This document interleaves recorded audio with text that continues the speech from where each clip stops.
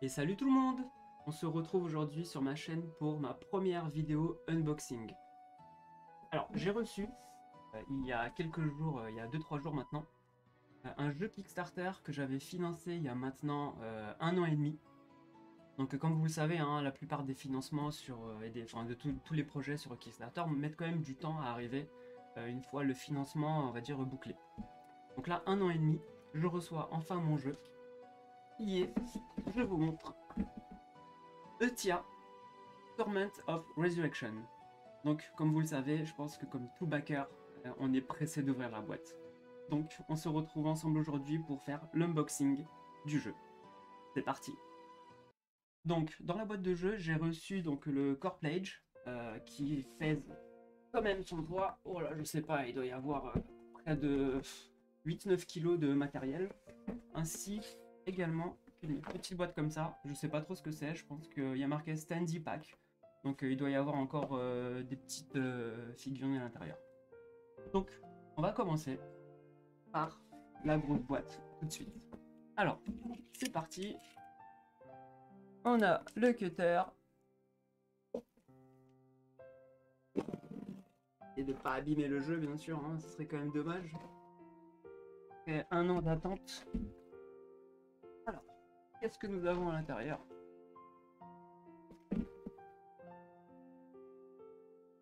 Alors, le jeu est bien protégé. Petite mousse. Oh là là là là. La boîte. On vérifie qu'il n'y a rien d'autre à l'intérieur. On est bon. On se débarrasse de ça. Et donc voilà. Le jeu. Quand même, hein. Regardez la taille de la boîte. Je sais pas si vous vous en rendez compte, mais elle est quand même énorme. Allez.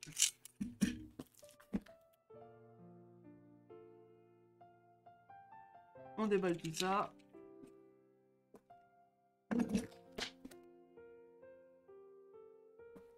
Noël avant l'heure, les gars. Et... oh là là là là. On retire ça. On vire les plastiques. Ça sert à rien. Oh, est-ce que vous êtes prêts? Allez, on ouvre la boîte.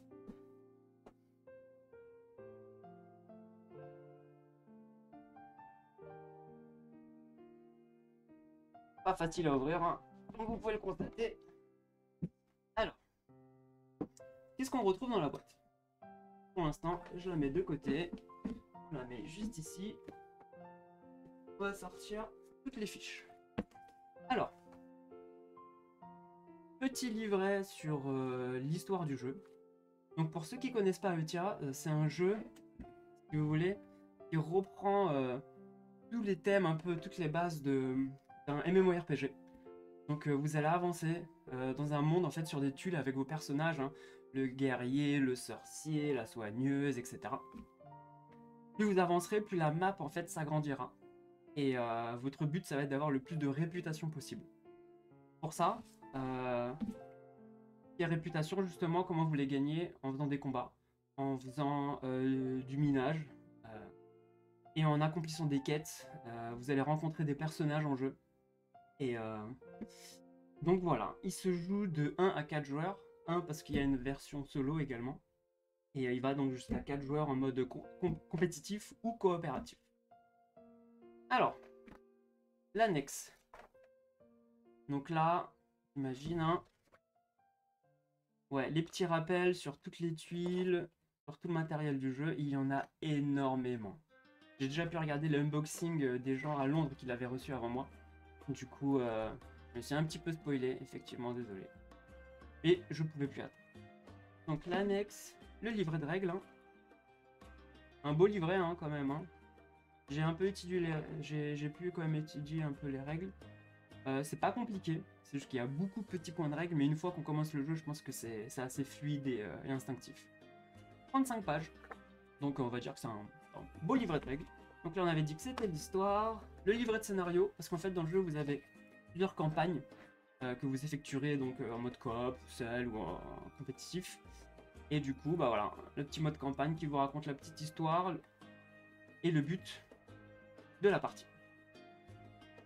Ici, tableau des exploits. Qu'est-ce que c'est? Ok. C'est pour des parties a priori uniquement multijoueurs. Voilà, vous mettez le nom de votre nom ou de votre personnage. Et je pense qu'il y a un système d'exploits. Vous cochez ici des quêtes.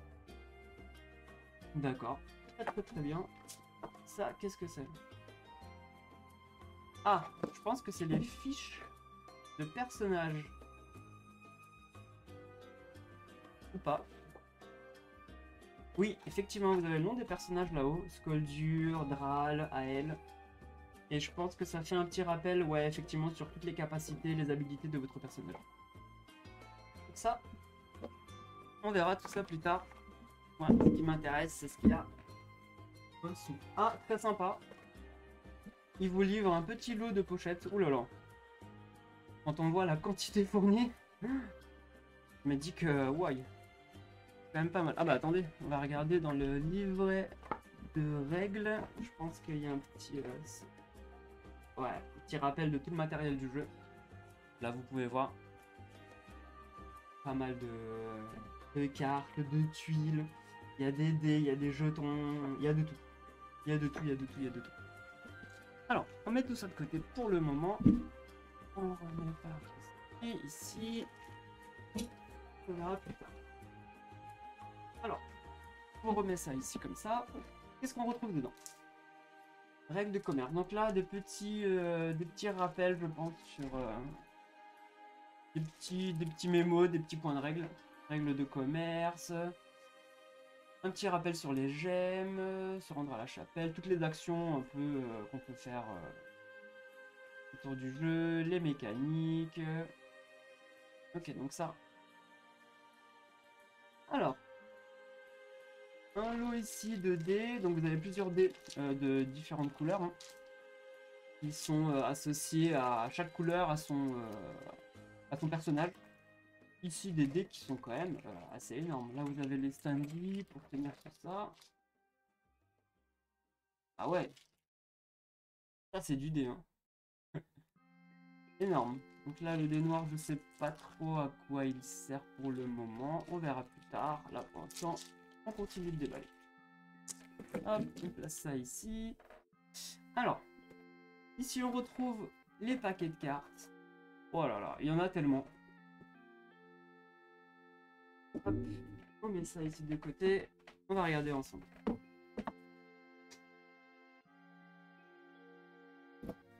Alors.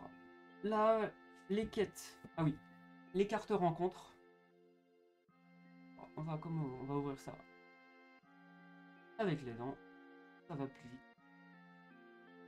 Ou pas. Alors.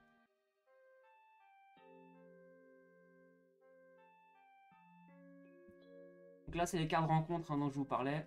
Donc, quand vous allez arriver en fait sur des tuiles avec des personnages avec un point d'interrogation, il faudra dévoiler les cartes et le personnage hein, vous proposera en fait des quêtes. Vous voyez là, il faudra ramener un cristaux comme ça. Bon, je sais pas trop encore ce que c'est.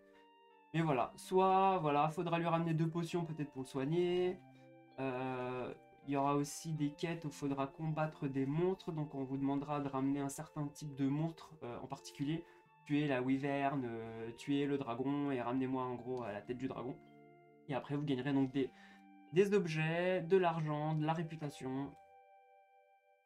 Donc ça, hop, on met de côté, j'imagine que c'est la même chose. Oui, effectivement, je les mets de côté. Ici, qu'est-ce qu'on a? Hop.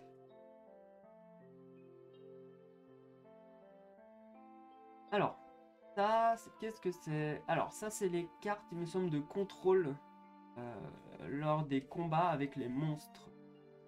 Alors, vous avez aussi également des élémentaires dans le jeu qui ressemblent un petit peu à ça. L'élémentaire d'eau, l'élémentaire de vent, l'élémentaire de terre, et normalement aussi il y a l'élémentaire de feu qui doit être quelque part. Vous allez faire des rencontres donc avec des gros golems qui se promènent un peu sur la map et qui vous donneront des bonus ou des malus en fonction de l'élément qu'ils représentent. Ah bah il est là. Le fameux élémentaire de feu. On continue. Ici, vu le dos, c'est les cartes que tirent les monstres. En fait, dans ce jeu, quand vous allez affronter un monstre, si vous jouez à plusieurs, si vous jouez tout seul déjà, le monstre va être géré par le jeu, par l'IA, justement par les cartes qui ressemblent à ça. Et dès que vous jouez à partir de 2 joueurs, quand vous allez faire une rencontre contre un monstre et que vous allez l'affronter, c'est les autres joueurs autour de la table qui sont choisis pour vous affronter.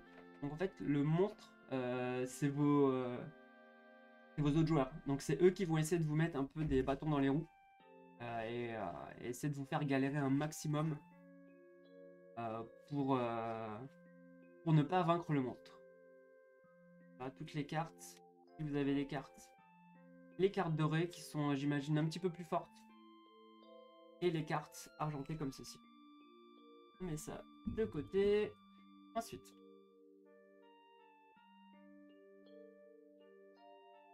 J'aurais quand même faire un petit système, vous savez, où il y a la petite languette, on tire et on retire le blister. Mais bon.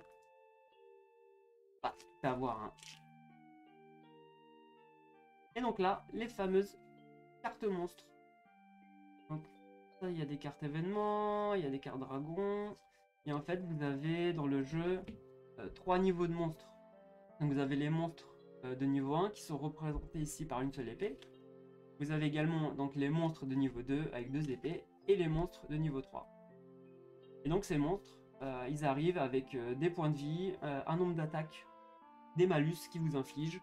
Et votre but, ça sera de les vaincre pour récupérer les bonus un maximum et accomplir les quêtes que les villageois, que les paysans vous donneront au cours de la partie. On a quoi? Un exemple, on a des chauves-souris, au début des sangliers, puis ça commence à devenir un peu plus compliqué avec des grizzlies. Ensuite, des assassins, des cyclopes, un guerrier lézard, un guerrier orc, oh là là. On a les trolls, harpies, etc. etc. Donc tout ça, on verra plus tard lors d'une partie que je filmerai, je pense, très bientôt. Donc là, pareil, je vois que c'est encore un autre deck de monstres. Donc énormément de matériel, hein, encore une fois. Hein. Alors je ne sais pas si le jeu sortira en boutique. Il me semble qu'il sera peut-être disponible. Mais comme tout un Kickstarter, hein, comme vous le savez, quand vous participez à ce genre de financement, vous avez quand même des bonus non négligeables. C'est-à-dire que vous paierez exactement le même prix que le prix en boutique, mais vous allez avoir peut-être x2, x3 le nombre de matériel par rapport au jeu qui va sortir directement dans le retail. Donc là c'est le cas parce qu'au fur et à mesure, plus le financement en fait était grand, plus on débloquait du nouveau matériel. Donc je dis n'importe quoi, hein, peut-être que dans le jeu de base qui sortira dans le retail, en boutique, peut-être qu'il y aura 10 monstres à combattre, et ben nous dans la version Kickstarter, on aura peut-être 20-30 monstres de plus à combattre. Mais ça voilà, c'est juste un exemple hein, pour vous expliquer comment marche un peu un Kickstarter. Ouais, donc là encore des cartes de monstres. Et on met une fois ça de côté, on fera le tri plus tard. Alors, on continue. Alors le jeu, hein, très bien protégé. Mais par contre, regardez quand même l'épaisseur de la mousse. Donc je me dis, ok, je comprends maintenant la taille de la boîte. Mais est-ce que c'était vraiment nécessaire? Je ne sais pas. Qu'est-ce qu'on a ici? Alors on retire les mousses, on retire ça. Et on continue. Alors, donc là, c'est la figurine du Griffin. C'était un bonus réservé justement à tous ceux qui participent au Kickstarter. Normalement, ça c'était un bonus que vous deviez payer en plus. Bah là, il était inclus. Il me semble avec Kickstarter. On va voir à quoi il ressemble. Allez, on déballe ça. On est content.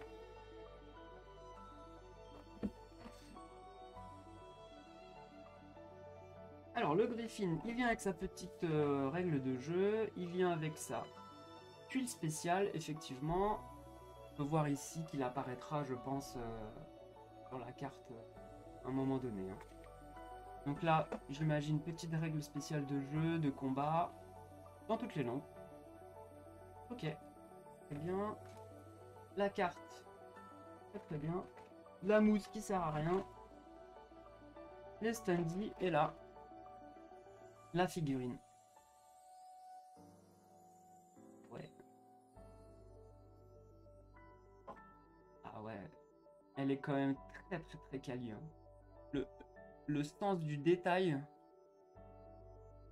Là, je sais pas si on se rend compte sur la vidéo, mais les écailles, les ailes, tout, les yeux, les griffes. Très très très très très bonne qualité, hein. Pour info, moi j'ai pris la version, on va dire, de base, la plus simple. J'ai pas voulu prendre la version avec toutes les figurines. Parce que déjà le prix, je pense que c'était presque le double. Et j'ai la chance d'avoir une imprimante 3D qui est juste ici. Et, euh, et justement, les créateurs du jeu, fait assez rare, proposaient en fait à tous les backers, à tous les gens qui ont participé, d'envoyer les fichiers 3D de leur figurines. Donc c'est très très rare qu'un éditeur propose ce genre de choses. C'est pour ça que je me suis dit ça sert à rien que je rajoute 20, 30, 40 euros pour prendre plus de figurines, alors que j'ai une imprimante 3D et je me suis dit pourquoi pas les imprimer moi-même. Donc je vous montrerai tout à l'heure, j'ai fait un test, j'ai imprimé les 4 élémentaires. Je les ai imprimés dans des couleurs différentes, hein, comme ça on les reconnaît assez facilement. Et je vous ferai la petite comparaison avec le standee, donc la figurine en fait qui est en carton, toute plate, et justement la figurine 3D. Donc voilà, alors je remets ça ici, je pense de toute façon que pour une première partie, le Griffin, je ne le jouerai pas, parce que c'est un bonus. Donc on verra plus tard, d'abord une petite partie pour se familiariser avec les règles. Donc on range ça, pour le moment, on met ça de côté. Et on continue de voir ce qu'il y a dans la boîte. Alors, la mousse, et de la mousse, et de la mousse. Alors, voilà, là, donc là, on part sur les tuiles. Ah, il y en a énormément, encore une fois. Qu'est-ce que nous avons comme tuiles ici? Oh là là. On prend le poids quand même du jeu, hein. Le plateau. Allez, on sort tout ça. On n'en a pas besoin. On pousse la boîte. Et c'est parti. On regarde ça ensemble. Alors, comme je vous disais, pardon. Ici, on retrouve les plateaux personnages.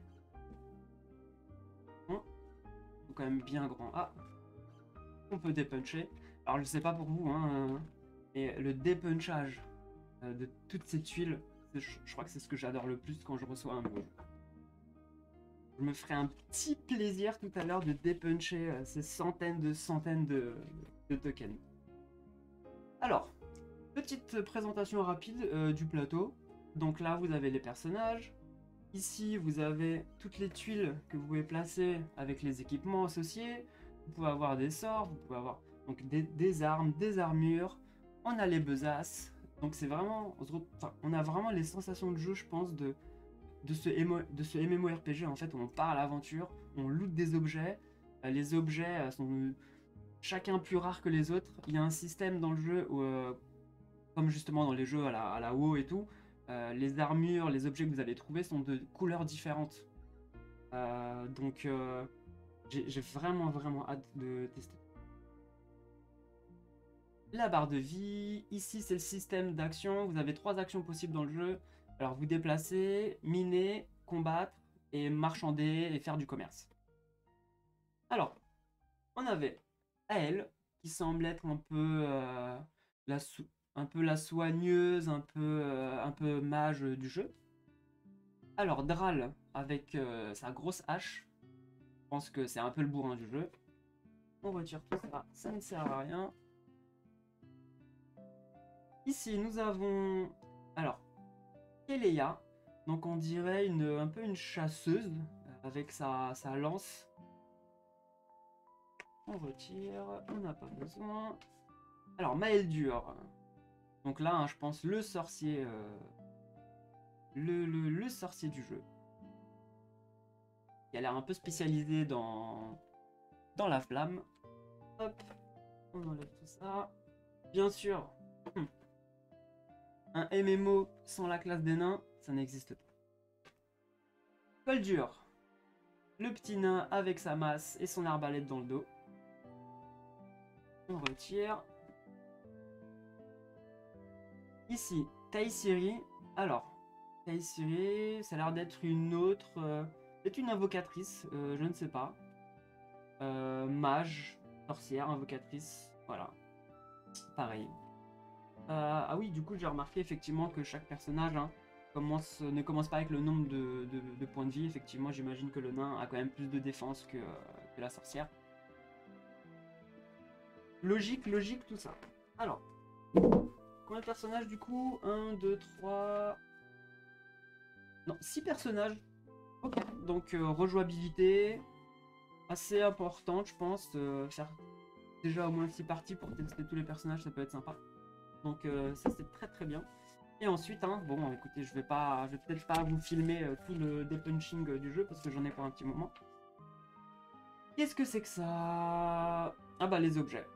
Voilà, je vous montre un peu, je vais vous dépuncher, je sais pas, l'épée courte, tiens. Allez. Ça ressemble un petit peu à ça.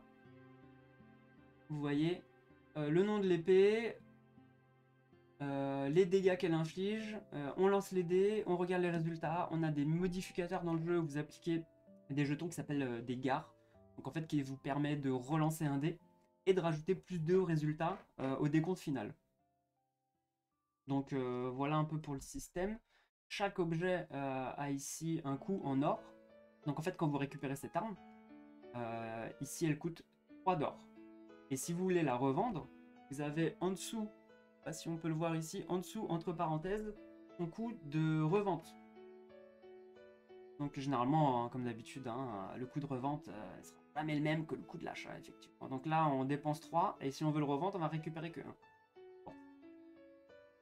Sachant qu'à la fin de la partie, l'argent comptera aussi comme des points de victoire. Il me semble que tous les ensembles de 3 ou 5 pièces d'or, je sais plus trop, faudrait que je regarde, vous rapportera un point de victoire en plus. Donc je pense qu'il y a une grosse partie argent dans ce jeu. Donc là c'est les compétences ici. Vous avez débloqué lors de vos personnages. En fait ils ont des réputations. J'ai vu le plateau tout à l'heure, je vous explique. Voilà, juste là. Là vous avez le plateau, je vais vous montrer d'abord le plateau ici. En fait chacun posera son pion ici. Et à chaque fois que vous allez vaincre des ennemis, trouver des objets, les revendre, gagner de la réputation, vous allez avancer sur la piste de score ici. Et en fait, cette piste de score va débloquer les compétences de votre personnage. Donc là, admettons que j'arrive, je sais pas, jusqu'à la position 6. Il me semble qu'il faut aller dans un lieu de commerce pour pouvoir justement ensuite débloquer ces compétences. Donc là, 6, je pourrais en fait apprendre une compétence, toutes celles qui vont de 1 à 6 et en choisir une, parmi 2 par exemple. Il me semble que c'est un truc comme ça. Là par exemple, si je prends la compétence où il faut avoir 4 de réputation, on la retourne. Elle va sur un emplacement bien spécifié qui est sur le tableau, le tableau de jeu de votre personnage. Vous devez dépenser quand même son coût, parce qu'en fait je crois que vous achetez une compétence dans le jeu. Vous dépensez 2, et là votre personnage lors d'un combat, bah voilà, il a des compétences. Donc là, onde de lumière. Donc, vous faites un résultat de 2 à 7, vous infligez 1, vous faites 8 à 11, vous infligez 3, etc. etc. Donc chaque personnage a sa propre couleur. Donc là, le blanc, j'imagine que c'était Ael, qui était donc la personnage un peu mage soin. Et du coup, chaque personnage, vous voyez, est représenté par sa couleur. Donc ça, on va pas dépuncher tout de suite, on fera ça plus tard. Il va falloir surtout trier tout ça. Donc vous comprenez mieux maintenant tout ça là. J'ai déjà une bonne petite heure, voire plus, à trier tout ça. Regardez, enfin, le matériel, il est quand même conséquent. Toutes les petites tuiles, tous les petits jetons que vous allez récupérer dans le jeu, c'est quand même assez fou. Hein. Alors pour info, pour le prix, je le trouvais pas si cher pour le matériel qui est fourni. Il me semble que j'ai payé, si je me trompe pas, 79 $ hors frais de port. Si je me trompe sur le prix, je vous mettrai dans la vidéo juste en dessous, hein, le vrai prix, hein, bien sûr. Et j'ai des jeux qui m'ont coûté beaucoup plus cher que ça, avec beaucoup moins de matériel que ça. Donc encore une fois, je pense que le Kickstarter, en termes de prix, peut être très intéressant, parce que c'est des gens qui vendent en direct, sont eux-mêmes vendeurs de leur projet, alors que si vous passez par des grandes maisons, si vous passez par des boutiques, des retailers, par des éditions, vous allez toujours payer une partie, vous allez toujours payer des commissions à ces gens-là, qui justement vous faire de la pub pour vous permettre de le mettre dans une grande maison d'édition. Alors que si vous faites des Kickstarter vous-même, vous êtes votre propre société, je pense que vous faites une plus belle marge quand même sur tout, et vos coûts de production. Et du coup, ça permet, je pense que pour des jeux abordables, avec des prix plutôt, on va dire, entre guillemets, corrects, sortir un jeu comme celui-là avec un matériel quand même qui est quand même assez fou. Regardez, on continue. Hop, on enlève ça. C'est les tuiles, les personnages, regardez le nombre de pièces d'or, c'est complètement fou. Donc là, je vous montre, hein, hop, ça dont je vous parlais tout à l'heure, là, vous avez en gros les personnages qui sont en carton. Mais comme je vous ai dit, moi j'ai les fichiers 3D, je vais essayer de les imprimer. Je vous montrerai peut-être plus tard, peut-être sur mon compte Instagram, je mettrai une photo du résultat. Par contre, je vais vous montrer dans quelques minutes justement le résultat que j'ai obtenu avec les golems. Et d'abord, on finit juste. Je vais déballer tout ça. Les parchemins, c'est quoi les objets. Waouh. Il y en a partout, hein. Il y en a partout. Il y en a partout. Il y en a partout. Les personnages, les monstres. Voilà, voilà. Je pense que pour la présentation de cette boîte, on va s'arrêter là. Donc là, toutes les tuiles. Je vous montre, hein, les tuiles. J'en montre au moins une. La map monde se représente en fait comme ça. Au début, vous allez commencer avec des tuiles de niveau 1.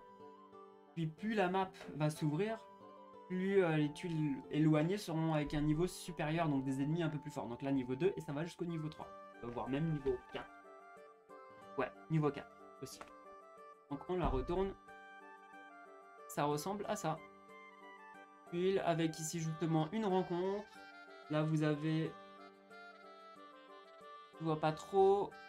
Une tuile, quand vous allez dessus, vous allez pouvoir récupérer un trésor. Là, vous avez un trésor. Il y a des trésors de niveau 1, 2 et 3. Et ici, une tuile rencontre avec un monstre. Donc vous piochez un monstre du niveau 1 au hasard dans la partie et vous combattez. Et ensuite, vous gagnez, si vous réussissez, 2 potions et une carte monstre qui vous servira plus tard à combattre vos adversaires joueurs. Alors, je mets tout ça de côté. Encore une fois, je m'en occuperai tout à l'heure. Maintenant, je suis curieux de voir ce qu'il y a ici dans la boîte. Ah oui, je pense que ça c'est la boîte justement avec les personnages en carton des élémentaires parce qu'ils n'étaient pas dans la boîte de base. Ça a l'air d'être ça, hein, c'est quand même assez... On voit ici les élémentaires. On retire ça. Et c'est parti. Les socles pour les tenir, les tuiles, les cartes, ça j'imagine, les scénarios. Ah, des scénarios supplémentaires également avec les élémentaires. On met ça de côté. Alors, voilà à quoi ressemblent les élémentaires. Je vais vous en sortir un de chaque. 1, 2, 3, il m'en manque un juste ici. Et je vais vous montrer ça avec mes propres figurines. Je reviens tout de suite. Alors, je vous montre ça. Donc là, vous avez la version tandis hein, de l'élémentaire du vent. Donc je vous montre un peu à quoi il ressemble, version 3D. Juste là. Plutôt réussi, je trouve. Je ne sais pas si on se rend compte un peu. Je vous montre un peu plus haut comme ça. Désolé pour la mise au point. Hop, ensuite, vous avez ici l'élémentaire de feu. Donc également avec ici le personnage du feu. Voilà. Comme ceci. Ensuite, l'élémentaire d'eau. Je vous montre pareil à quoi il ressemble.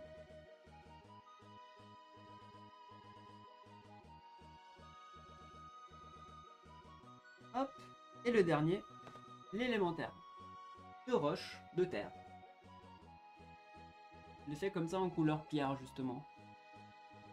Le bourrin quand même. Hein. Il a quand même des épaules en rocher. Je pense que... Oh là là, regardez. Les omoplates, ça rigole pas. Hein. Donc voilà. Voilà ce que ça donne un peu quand on a une imprimante 3D. Du coup, comme je vous disais tout à l'heure, il faudrait que je regarde. Il me semble que le prix pour le pack avec les figurines était, je sais pas, peut-être du double. Je vous confirme ça aussi. Mais alors que moi, pour info, une figurine comme celle-ci, juste ici, me coûte... On parle en centimes, on parle, ouais, la figurine. Donc, il me semble que ça, que sur mon logiciel, en fonction du nombre de matières utilisées, de la qualité de la matière utilisée, ça me donne le coût de fabrication de cette pièce. Et je crois qu'elles étaient à entre 8 et 13 centimes. Donc, je préfère, encore une fois, moi-même me les imprimer que d'acheter et de dépenser peut-être 40 € pour une vingtaine de figurines. Donc voilà. Donc j'espère que cette vidéo vous a plu. N'hésitez pas à me laisser des commentaires. Si vous avez des questions, que ce soit sur le jeu, sur les Kickstarter ou même sur l'impression 3D, je me ferai une joie de vous répondre. Donc j'espère que ça vous a plu. Et bah comme tout apprenti youtubeur, n'hésitez pas à mettre un petit pouce bleu et à vous abonner à ma chaîne. Et je reviens très vite avec une partie avec mon compère Dara, qui va pas tarder à venir et on va se tester tout ça. Et je vous filme tout ça et je vous mets tout ça sur la chaîne. Si j'ai le temps, je vous ferai peut-être une vidéo explicative des règles aussi. Ça va mettre un peu de temps, faut que j'étudie un peu les règles. Vous avez vu les 35 pages, mais je ferai de mon mieux. Donc voilà, merci beaucoup à tout le monde et je vous dis à très bientôt sur ma chaîne. Salut!